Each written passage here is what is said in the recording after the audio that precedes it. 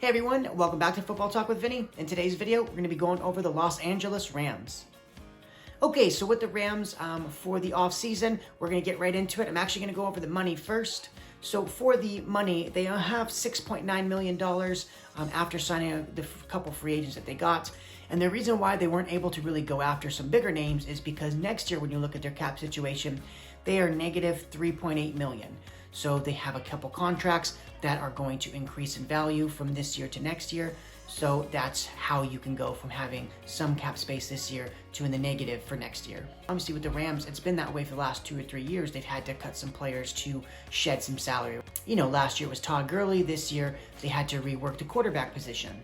So obviously we'll get into that first, right? With the trade with Matthew Stafford. I think it's very good for them. I talked about it in a separate video when the trade went down. I think it's really good for both teams, right? Because the Detroit Lions, you ended up getting 2 first-round picks from the Los Angeles Rams. And obviously the reason why you got 2 first is because you had to eat, essentially, Jared Goff's bad contract. But again, if you are the Los Angeles Rams, getting rid of Jared Goff, you have to pay him the bonus money owed for this year, but at least you don't have to pay him his base salary for the next couple years. So you get that salary off the books. You significantly upgraded the quarterback position, and now, yes, you're out 2 first-round picks, but your roster was already Super Bowl caliber last year. And if you upgrade a little bit at the quarterback position, that was really your biggest weakness if you were the Rams last year. But let me get into some of the losses, because they had significant amount of losses this season in terms of free agency. They lost about half of their defensive starting backfield. They lost 1 corner in Troy Hill. They lost the safety, John Johnson. They also lost the center, Austin Blythe. They lost Malcolm Brown as well, linebacker. And then obviously Jared Goff, and then Michael Brockers left. So that's quite a significant amount of losses. And again, if you're the Rams, you only have $6.9 million, so you didn't have much money to re-sign any of those guys anyways. As for guys you re-signed, you were able to keep Andrew Whitworth, your left tackle. You did re-sign Leonard Floyd, and then also Darius Williams, a cornerback who kind of played more slot corner for them. And then obviously in terms of free agents added, it was just Matthew Stafford, and then they also were able to bring along Deshaun Jackson.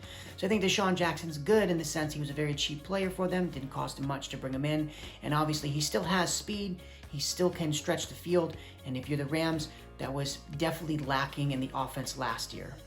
Now quickly, just get into the draft. Again, they obviously don't have their first round pick, probably for the next 3 or 4 years, maybe more by the time we get to the year where they actually have their pick. They might trade that away. But with their first pick, they took Tutu Atwell at pick 57. Again, he was one of the faster wide receivers in the draft. So if you were the Rams, you knew you addressed a weakness. You said, hey, we needed more speed at the wide receiver position, and you're getting that with not only Deshaun Jackson, but now Tutu Atwell. You brought in Matthew Stafford, who still has a very strong arm. So I think I really like that pick. The rest of the picks, unfortunately, were outside the top 100, so I'm going to go over them pretty quickly. At pick 103, so just on the edge, you drafted a linebacker in Ernest Jones. At pick 117, a defensive tackle, Bobby Brown III. At 130, a cornerback, Robert Rochelle. At 141, you drafted a tight end in Jacob Harris. 175, a D lineman in Ernest Brown. At 223, a running back at Jake Funk. And then at 249, you drafted another wide receiver at Ben Skowerneck. Probably could have pronounced that wrong, so I'll definitely spell that at the bottom. And then their last pick was at 252. They took an outside linebacker in Chris Garnett. You know, they obviously only had 1 pick inside the top 100, but after that, they did have 4 picks inside that next 40, you know, from 107 to 140. 103 to 140. So, you know, while they were not able to get a bunch of, you know, first, second, third round picks, they obviously had a bunch of 4th round picks, which they were able to turn into, hopefully, if you're them, some guys that can contribute a little bit on the football team. But again, I really like to focus on the top 100, which again is just Tutu Atwell. Now, in terms of predictions for the season, I think the Rams are probably one of the best football teams in the entire NFL. Again, when they made their playoff run last year, in my playoff predictions video, I predicted that they were going to beat Seattle. I thought they might not be able to beat Green Bay, but I thought it would be a much closer game than people were going to give them credit for. Because again, their defense was dominant last year. And again, you have probably the 2 best defensive players in the league in Aaron Donald and Jalen Ramsey. So, and they obviously play different positions in the sense of one dominates up front in the front 7, and the other can take away the team's best receiver on the back end. And then I think getting Matthew Stafford, I think Stafford in that situation that he's in now, as opposed to Detroit where he's been in for a decade, I think he's going to feel rejuvenated, right? And if you're him, he knows he finally has a chance to win with a good roster. He's also finally going to have a top 10 defense for maybe the first time ever. Because even the years that they had Ndamukong Suh in Detroit, they weren't a great defense. They just had a couple of good Pro Bowl caliber defensive players, but they were still getting it done on the offensive end with Matthew Stafford and Calvin Johnson. So obviously, I think they're definite Super Bowl contenders.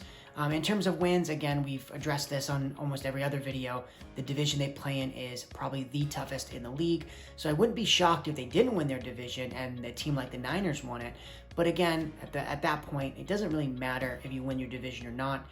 It just matters that once you're in the playoffs, I think that the Rams are capable enough to go on a run.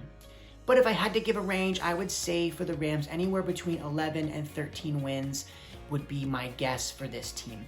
I don't really see them losing more than, 5 or 6 games and getting to that 10-11 win mark. Again, unless something significant happens to, one of those top-end players like Aaron Donald or Matthew Stafford or Jalen Ramsey. I just think that their team is good enough and well-rounded enough with those star players in place to win 10, 11 plus games. But that's going to do it for the video. If you made it this far, thank you guys so much, and make sure to hit the like button if you did like the video. Also consider subscribing. But again, that's it for the video, and I look forward to the next one. Bye.